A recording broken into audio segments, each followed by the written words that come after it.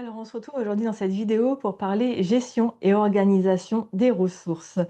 Alors, c'est pas un petit sujet parce que je pense que toi aussi, tu t'es déjà retrouvé dans le même cas de figure que moi, où durant l'année, tu arrives au milieu de l'année et sur ta clé USB ou sur ton disque dur, tu as des documents dans tous les sens, tu as des activités dans tous les sens, tu as un dossier qui s'appelle à trier ou tu as un dossier qui s'appelle séquence en cours ou toutes ces choses-là. Et finalement, t'entasses au fur et à mesure que tu trouves quelque chose d'intéressant. Quand tu veux retrouver ce fameux document que tu te dis: «Ah mais c'est ce document-là qu'il me faut pour ma séquence. Je me souviens, je l'avais eu il y a quelque temps, c'était un document qui parlait de ça, ça, ça, mais je me souviens plus le titre».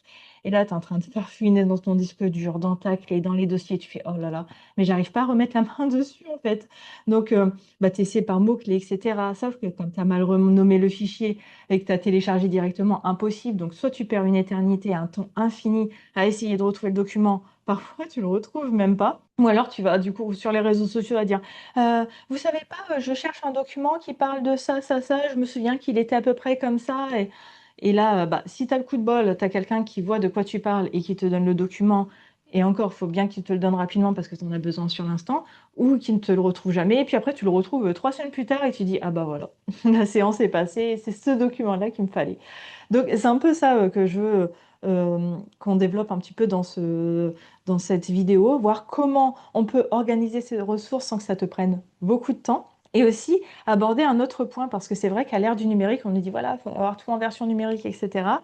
Mais parfois, avoir une version papier, c'est pas si mal. Alors c'est pas si mal pour plusieurs points.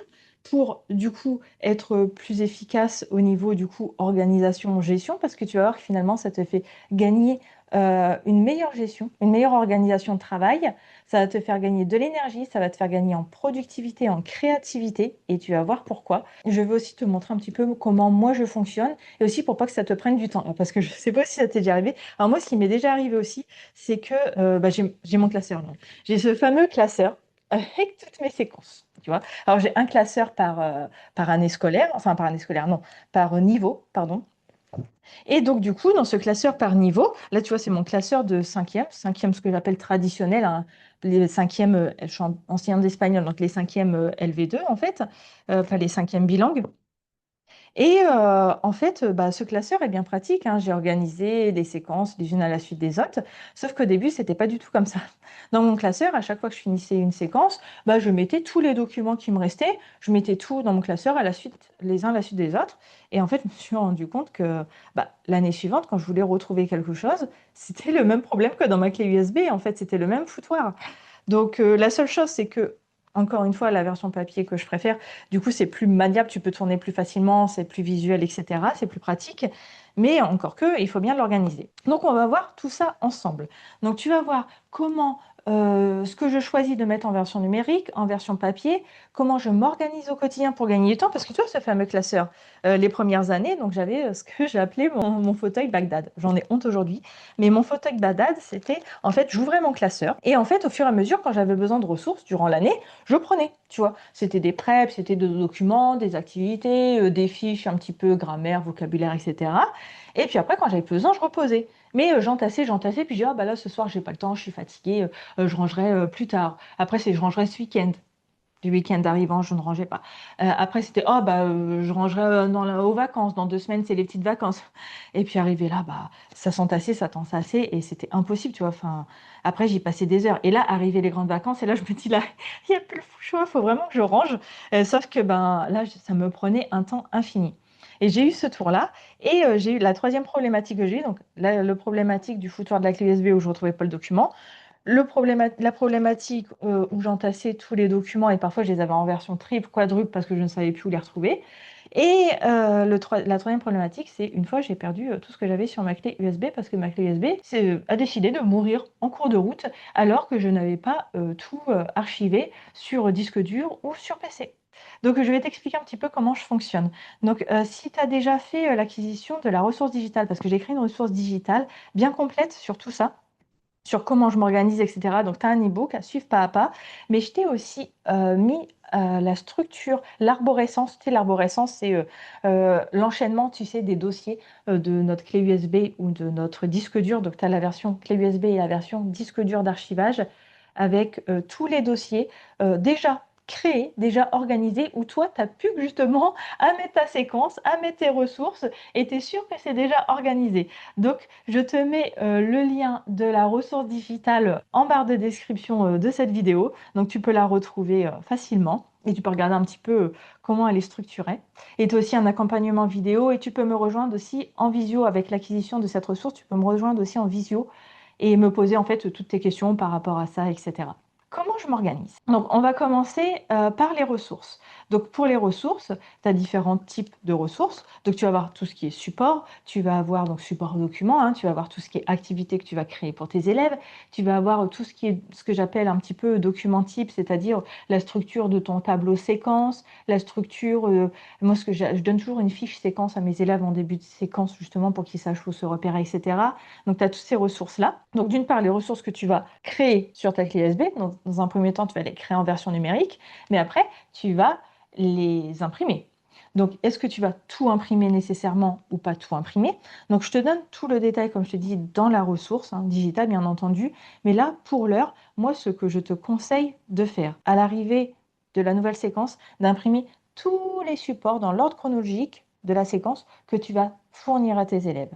Comme ça, tu mets ça dans ton trieur, dans ton établissement scolaire, et tu sais que déjà, tu n'as plus de soucis à te faire à ce niveau-là, tout est déjà imprimé. Ensuite, une fois que la séquence est terminée avec tes élèves, tout le surplus de documents de support, moi je le laisse par ordre chronologique.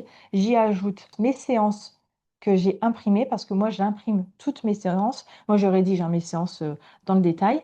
Et comme ça, en fait, dans mon fameux classeur, j'ai mes séances avec tous les supports, toutes les activités, tous les exercices, toutes les évaluations, tous les projets qui sont comme ça clés en main pour un jour si je veux les réutiliser. Donc j'ai la version dans mon classeur. Alors, quel est l'avantage aussi de ce fameux gros classeur que je t'ai montré et comment être sûr de ne pas avoir un second cerveau complètement désordonné dans ce fameux dans ce fameux classeur? Alors, comme je te le disais, mes séquences, comme pour la clé USB, je les range une fois la séquence terminée. C'est-à-dire, une fois la séquence terminée, je prends une ou plusieurs pochettes et dans ce classeur, j'y dispose toutes mes fiches séquences, toutes mes préparations de séances, toutes mes ressources support et aussi toutes les activités associées que j'ai créées pour mes élèves, ainsi que toutes les évaluations et projets de séquence. Pourquoi? Donc, je le fais tout de suite une fois que la séquence est terminée,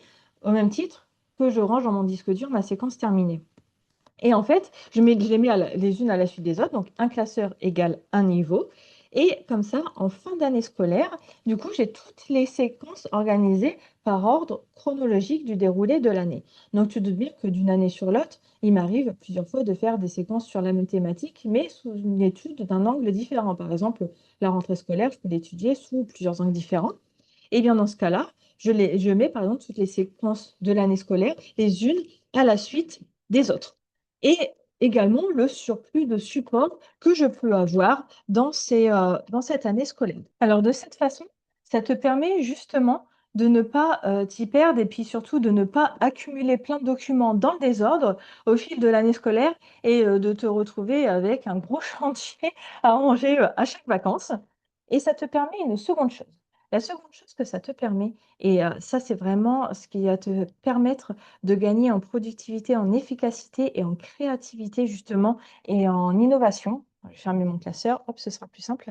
En innovation, c'est-à-dire que tu sais, pour la rentrée suivante, parfois, bah, tu n'as pas le temps de refaire toutes tes séquences. Donc, il y a des séquences où tu dis, bon, voilà, je vais sélectionner pour l'année prochaine, pour l'année prochaine, les séquences que j'ai le mieux, qui me conviennent le mieux, qui sont les plus abouties, qui me conviennent le plus. Et puis après, je vais, par exemple, recommencer, remodeler ou adapter les séquences que je trouve un peu bof bof. Donc, ce qui ne fonctionnera pas, hop, hop, hop, j'élimine. Donc, ça me laisse un petit peu des trous visuellement. Et tu vois, c'est beaucoup mieux qu'avoir des supports numériques. Parce que support numérique, tu vois un document, et puis après, tu rabaisses le document, tu en ouvres un autre, et puis un autre fichier. Et puis, tu n'as pas une vision d'ensemble claire, tu vois? Et pour construire une séquence, pour élaborer une séquence, il faut avoir cette idée structurelle et quand tu vois le global, quand tu vois ta maquette au complet, tu peux vraiment te rendre compte, la moitié du document fait peut-être doublon avec un autre. Ou alors, il y a peut-être un point dans ce document-là, un gros point grammatical qui n'a rien à faire dans la séquence, tu vois? Donc, du coup, tu vas pas garder ce support-là. Donc, tu vois, c'est bien d'avoir tout à plat que tu peux manipuler et tu sais, il y a un petit peu aussi, ce biais un petit peu, cérébral, un petit peu de réflexion qui fait que, je sais pas si tu as lu cette étude-là qui fait que lorsqu'on est avec papier crayon, on réfléchit beaucoup mieux et les idées nous viennent sont beaucoup plus claires et beaucoup plus pertinentes que lorsqu'on écrit directement sur le PC. Moi, c'est pour ça que je fais toujours au papier en premier. Donc tu vois, tu étales toute ta séquence, tu regardes ce qui fonctionne pas, tu enlèves ce qui va pas et puis après, bah, tu as plus que soit à repiocher, dans ta clé USB, comme je te le disais, dans ce fameux document rangé par thématique ou alors, dans ce fameux document, dans ce fameux dossier plutôt rangé par thématique ou alors aussi tu as les manuels scolaires, comme ça tu les feuillettes, hop, tu les étales aussi. Moi je prends de la place quand je prépare. Tu les étales sur une autre table avec, moi je mets des marque-pages par thématique et puis hop, tu regardes ce qui peut fonctionner, ce qui peut ne pas fonctionner et pareil, si des documents qui retiennent ton attention, tu les imprimes, tu les replaces sur ta table et après là tu fais un défilé, hop, tu regardes ça me permet de travailler ça, puis ça te permet de voir s'il y a une vraie progression ou si tu passes pas d'un step à un autre ou si tu peux rajouter une activité intermédiaire, un exercice d'entraînement et cetera et là, tu peux être sûr que ta séquence est la plus aboutie possible. Donc bien sûr, ta séquence, encore une fois, comme les séquences numériques, la séquence papier, tu ne la jettes pas. Moi, la séquence papier, l'ancienne séquence papier, je la garde, hein, bien sûr et après ça me recrée une nouvelle séquence. Donc voilà comment je fonctionne et comment ça me permet aussi, de préparer au mieux, l'année suivante. Et ça, c'est génial comme tu le vois, parce que non seulement tu as terminé une année scolaire avec ta clé USB totalement rangée, organisée, prête à l'emploi quand tu vas préparer ta prochaine année, mais aussi tes supports papier, ils sont directement, pareil, rangés, organisés. Tu peux mettre des intercalaires par thématique, c'est-à-dire que, par exemple, comme je te dis, par exemple, première thématique, je sais pas, on est en 4e, rentrée scolaire, c'est la rentrée scolaire. Seconde thématique, seconde intercalaire, par exemple, c'est toutes tes séquences sur l'environnement. 3e, intercalaire, tu vois un petit peu? Donc, franchement, c'est super bien et c'est pour ça que moi, jamais je ne laisserai de côté le côté papier et finalement, ça te prend pas tant de place que ça. N'aie pas peur que ça te prenne de la place. Ça va te prendre de la place que si justement tu organises pas ton contenu et tes ressources, parce que si tu les organises pas, là, tu as des risques d'avoir des doublons par-ci par-là qui se baladent et tu vas jamais vouloir remettre le nez dans ton classeur parce qu'il y en a partout et tu sauras pas où trouver tes ressources. Que là, tu sais où chercher, tu sais où trouver. Et là, franchement, regarde, tu as un classeur par niveau. Bon, moi, j'ai un grand bureau, mais j'étale mes classeurs par, bon, si tu as une bibliothèque, c'est pareil, hein. Tu étales tes classeurs par niveau. Donc, par exemple, 6e, 5e, 4e, 3e, etc., etc. Lycée, pareil, selon les spécialités, ainsi de suite. Et un classeur, un niveau. Et franchement, ça, je te dis, par année, soit tu reprends la même séquence, ou ça te fait pas de support supplémentaire, ou alors soit tu reprends la même séquence et t'adaptes. Donc tu vas pas réimprimer, certains documents, tu vas pas les réimprimer en 15 000 exemplaires, tu les as déjà dans une séquence. Et puis je te dis, un classeur comme ça, tu vois, franchement, ce classeur-là, ça me fait donc c'est le classeur des 5e. C'est 10 années d'enseignement en 5e au final. Donc tu vois, pour chaque niveau, au final, ça me fait un classeur, moi ce que j'appelle des classeurs à clapet. C'est un classeur à clapet pour 10 années d'enseignement pour un niveau. Franchement, c'est entièrement raisonnable et puis après, bah, peut-être que d'ici là, il y a des choses où là, je me dis: «C'est vraiment obsolète, je vais vraiment plus m'en servir parce que, bah, ça me plaît vraiment plus». Bah, là, oui, je vais les jeter parce que c'est plus pertinent. Mais tu vois, au final, bah, je ne déplace pas en fait, c'est ma règle aussi d'or pour ne pas aussi envahir, tout mon chez moi, c'est de me dire: «Je me limite à un classeur à clapet par, niveau scolaire». Donc ça peut te permettre de te limiter. Donc tu vois, regarde là, si tu as par exemple, si tu fais à la fois du collège et du lycée, peut-être tu peux te retrouver à avoir enseigné 7 ou 8 niveaux, je ne sais pas, différents. Mais après, c'est pareil, hein, si tu as une classe de seconde avec différentes spécialités parfois et que tu as pas beaucoup de séquences, au début, tu peux te permettre d'utiliser un seul classeur et puis, séparer les spécialités aussi, hein. Mais, mais ce que tu peux faire, c'est ce que j'avais fait pour du lycée pro, par exemple, tu vois? Il y avait différentes spécialités et j'avais mis dans le même classeur au final. Et parce que finalement, je faisais pas beaucoup de séquences sur une année scolaire, donc ça me prenait pas beaucoup de place. Mais c'est un peu ma limite, tu vois? Je me dis un classeur par niveau et puis comme je te dis, tu vois, au maximum, si tu as 7 ou 8 niveaux différents, bon, ça fait quand même 7 ou 8 classeurs, mais ça reste raisonnable, tu vois? Donc comme ça, j'ai une longue étagère avec tous mes classeurs. J'ai ensuite une longue étagère avec tous les manuels scolaires, pareil, que je classe, par ordre alphabétique. C'est-à-dire, par exemple, Animate, a mí me encanta, enfin, du coup, a mí me encanta en premier, animate et cetera, tu vois? Et puis après par, niveau scolaire, c'est-à-dire par ordre alphabétique toutes les 6e, par ordre alphabétique toutes les 5e et cetera et comme ça, c'est très rapide, tu vois? Dès que je cherche une ressource, je retrouve, très facilement et très rapidement. Donc dis-moi toi, comment tu fais à ce niveau-là? Si tu te retrouves aussi chez toi avec 1 milliard de classeurs, 1 milliard de cahiers, 1 milliard de parce que c'est toujours intéressant de voir les organisations des uns et des autres et voir justement si on peut pas développer une nouvelle technique ou une nouvelle méthode, qui peut être plus efficace pour nous. Comme je te dis, moi, j'ai mis, c'est les 2 premières années, je cherchais un petit peu mon fonctionnement et cetera et ouais, c'est peut-être, de mémoire, je crois peut-être à partir de la 3e année de titulaire où je me suis dit: «Je vais fonctionner en classeur» et pour repérer plus facilement mes séquences et ensuite, j'ai cette fameuse version-là de ma clé USB que je transfère directement sur le disque dur. Donc là, il y a une première étape. À chaque fin de séquence, je bascule tout sur disque dur. J'ai 2 disques durs parce que comme je te dis, j'ai perdu une fois ma clé USB donc je maintenant double sauvegarde et en parlant de perte de clé USB, donc moi je travaille directement quand je prépare ma séance, je prépare directement sur ma clé USB. C'est-à-dire que quand je réfléchis ma phase de réflexion, d'exercice, d'activité, je la fais toujours à la main, je tourne mon brouillon et après pour structurer, pour mettre au propre, je passe sur un Word et après, avec un PowerPoint pour mes élèves. Enfin ouais, ça c'est une organisation de travail, chacun a la sienne. Tout ce que je travaille durant la journée, tout ce que j'écris et cetera, c'est sur ma clé USB.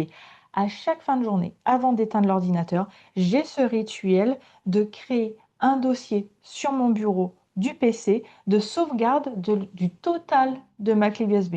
Donc ça ne me prend pas longtemps sur le produit digital, je te dis comment faire en sorte justement pour avoir le minimum sur ta clé USB, pour pas avoir aussi une clé USB de 32 gigas, parce que tu le sais, plus on a de place, plus on va entasser, et c'est pas le but. Donc le but, c'est que tu aies juste l'essentiel sur ta clé USB et il y a aussi des indispensables à avoir autres que tes séquences. Donc ça, on voit aussi en détail. Et d'ailleurs, si tu fais partie aussi de la communauté, j'ai une communauté qui s'appelle «Dans le cartable du prof d'espagnol». Tu as le lien aussi, en barre de description si tu veux rejoindre cette communauté-là et dans cette communauté-là, on se rencontre en visio et on a aussi des canaux de conversation privés et là-bas, on discute justement de comment personnaliser, tes ressources que tu peux avoir sur ta clé USB et comment justement faire en sorte de te créer tes documents types, tes documents séquences et les adapter à ta façon de travailler, à ton identité de prof. Donc je parle souvent d'identité de prof, hein, tu l'auras entendu dans mes différentes vidéos et dans mes différentes ressources, parce que je trouve que c'est un point essentiel. Et du coup, la communauté, ce que ça apporte de plus, c'est ça en fait, justement personnaliser sa façon d'enseigner. Donc du coup, sur la clé USB, tu as tous des docs annexes, des documents annexes qui font partie, par exemple, des ressources que tu as en classe. Par exemple, je sais pas, chacun a une vision différente de l'affichage qu'on va faire en classe. Donc dans ta clé USB, tu as ça justement pour à chaque début d'année pouvoir imprimer pour ta classe. Au niveau de alors pourquoi le faire? Comme je te l'ai dit, surtout pour ne pas perdre tout ça, quand le faire? Comme je te dis, chaque jour ta clé USB et à chaque fin d'année scolaire, maintenant, je prends tout ce qui reste, l'entièreté de la clé USB et après, je le remets dans les dossiers appropriés sur le disque dur. Parce que sur le disque dur, si tu veux, c'est un peu une copie de ma clé USB. Donc voilà. Et comme ça, après, j'ai plus qu'à effacer ma clé USB et la repréparer pour la prochaine année scolaire, en piochant directement sur le disque dur. Alors maintenant, comment utiliser tes ressources? Donc, tout le principe, c'est d'être le plus organisé possible parce que être organisé, ça te fait gagner un temps phénoménal. Pour 2 choses, donc pour préparer ta prochaine année scolaire, mais aussi pour anticiper, comme là, je ne sais pas à quel moment tu regarderas la vidéo, mais là, on est en pleine réforme des programmes scolaires et cetera et là, on se dit: «Oh là là, il va falloir que je recommence toutes mes séquences de A à Z parce que les programmes ont changé». Que tu n'as pas besoin parce que si tu as bien structuré ta clé US ton disque dur et tes clés USB, là, tu vas pouvoir réadapter un petit peu. Donc je t'en parle juste après. Alors, comment utiliser, toutes tes ressources sur ta clé USB? Donc ta clé USB, comme tu auras compris, il y aura des dossiers par rapport aux séquences.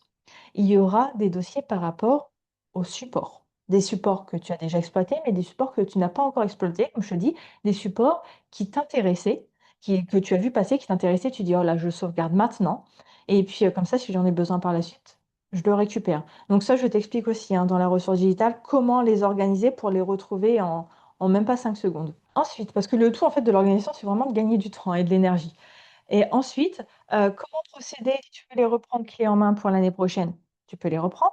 Si, par exemple, tu veux en modifier certaines et ben du coup, tu as plus qu'un copier-coller à faire de ta séquence vers ta clé USB et la retravailler. Surtout, n'efface jamais tes séquences des années précédentes, même si tu les trouvais un peu bof bof, tout ça, parce que dans tous les cas, même si tu les réutilises pas de la même façon, elles vont être une source d'inspiration pour les retravailler. Donc moi, je n'efface jamais mes séquences. Alors, du coup, tu veux réutiliser, par exemple, une séquence. Donc du coup, moi, ce que je te conseille, c'est dans ton disque dur, année après année, sauvegarder toutes tes séquences de chaque niveau. Ensuite, imaginons que tu veux réutiliser une séquence que tu as déjà fait l'année dernière, mais que, je ne sais pas, certains supports ne te plaisaient pas, ils n'étaient pas très accessibles pour les élèves, même toi, tu n'étais pas très familier avec eux, et puis tu te disais que de toute façon, ils ne servaient pas trop le projet final, mais c'est pas grave, tu as quand même ta structure de séquence, il te suffit de changer uniquement les supports. Donc dans ce cas-là, tu vas piocher dans ton fameux dossier de récupération de support que tu avais, ou alors tu vas compléter avec une série de manuels scolaires que tu avais, et puis ça te permet de reconstituer une séquence et de ne pas partir de zéro. Et sur le même modèle, là, on demande de changement de programme, de nouveaux programmes scolaires, c'est le même principe. Tes séquences, tu ne les jettes pas. Parce que, par exemple, une thématique peut être commune d'une année à l'autre, c'est-à-dire d'un ancien programme au nouveau programme, tu peux avoir la même thématique, mais vue sous un autre angle. Et ça ne t'empêche pas d'utiliser le même support, mais d'une façon différente. Ou alors la même structure de séquence, mais modifier les supports.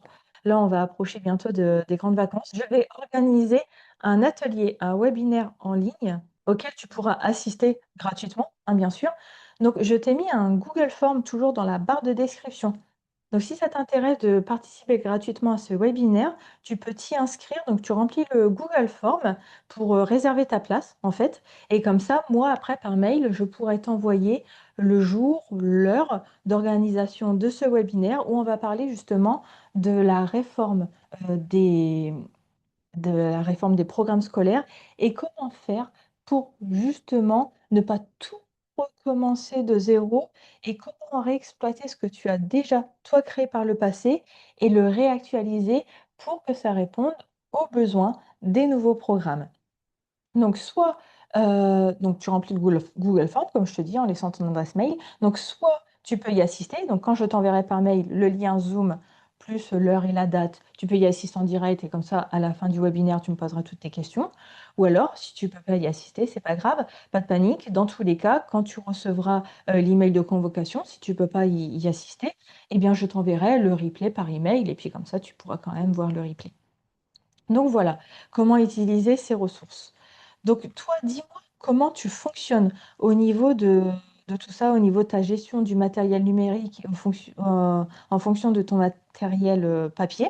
Alors pour le matériel papier, pour terminer sur ça, alors j'ai moi en ma possession toujours ce que j'amène en classe, ça va être bon bah forcément mon agenda, carnet de bord, mais j'ai juste un porte-vue avec mes séquences en cours. Donc uniquement mes séquences en cours. Pourquoi? Parce que les séquences en cours de réalisation, l'avantage de les avoir en version papier, ça me permet déjà quand j'arrive en classe, parce que parfois je les ai préparées mes séances il y a hyper longtemps et bah, je m'en rappelle plus trop. Donc en général, je les relis la veille quand même, la veille du cours. Mais le matin, tu sais, le matin, on arrive, parfois on est fatigué, on a peur d'oublier des choses.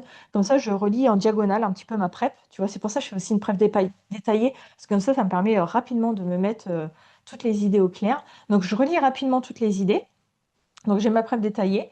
Et puis, tu sais, bah, parfois, tu peux avoir, je sais pas, t'être rendu compte que bah, finalement, tu vas faire une activité supplémentaire avec tes élèves et tu l'as dans ta version, dans ton porte-vue à toi, mais tu ne l'as pas imprimé pour les élèves. Mais l'effet de l'avoir imprimé pour toi, bah, tu peux rapidement envoyer un élève, par exemple, imprimer pour le reste de la classe. Ou par exemple, moi, je sais que je fonctionne avec un PowerPoint pour mon déroulé de cours. Donc, c'est-à-dire que tout mon déroulé de cours est inscrit sur le PowerPoint que je fais défiler tout au long du cours. Comme ça, les élèves ont non seulement une écoute des consignes, mais aussi un visuel parce que au moins je multiplie les chances de compréhension et selon les difficultés scolaires des élèves, certains sont plus à l'aise à avoir la version orale et aussi la version écrite. Et imaginons qu'un jour, bah, ça peut arriver hein, souvent, ton vidéo proche est en panne, ta télécommande, les piles ne fonctionnent plus et puis tu vas à l'intendance, il n'y a plus de piles ou je ne sais pas, enfin bref.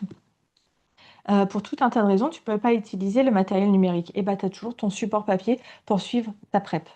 Alors, c'est pour ça aussi que j'ai aussi une version papier en classe. Donc moi, en classe, ce que j'ai, c'est juste au final ça et un trieur que je laisse tout le temps au collège. Et dans le trieur, qu'est-ce qu'il y a? Il y a les photocopies de toutes mes séquences qui sont en cours de réalisation pour chacune de mes classes. Donc ça, je ne le déplace pas hein, parce que c'est assez lourd, puis il n'y a aucune utilité que je le ramène à la maison. Ça reste tout le temps dans mon établissement scolaire. Et avec moi, j'ai juste à emmener mon porte-vue. Et pourquoi aussi l'avantage d'avoir toutes ces séquences dans ce porte-vue-là? Donc, je mets des intercalaires hein, pour séparer, enfin des marque-pages papier pour séparer chaque niveau. C'est que parfois, il nous arrive de faire un remplacement. Je ne sais pas, toi, par exemple, est-ce que ça t'arrive de faire des remplacements de ce qu'on appelle des remplacements des HSE? Eh bien, par exemple, je ne sais pas, le matin même, tu apprends que ta collègue, par exemple, ta collègue d'histoire est en panne. Pas du tout est malade, elle n'est pas là. Et là, c'est une classe que tu as en commun avec elle. Et puis, dans la même journée, toi, tu as une heure de troupe. Et puis, à ce moment-là, tu as la possibilité de prendre cette classe-là. Et bien là, tu peux dire, ah bah, je peux la prendre la classe parce que j'ai mon triage mes cours. Alors, ok, tes élèves, eux, n'auront pas leur cahier, forcément, parce qu'ils n'ont pas prévu d'avoir espagnol ce jour-là. Enfin, moi, je suis prof d'espagnol, mais admettons, toi, tu es prof d'anglais, ils n'ont pas prévu d'avoir anglais ce jour-là. Mais c'est pas grave, parce que de toute façon, comme tu as déjà tous les documents sur place avec toi, tu as de quoi leur distribuer le document.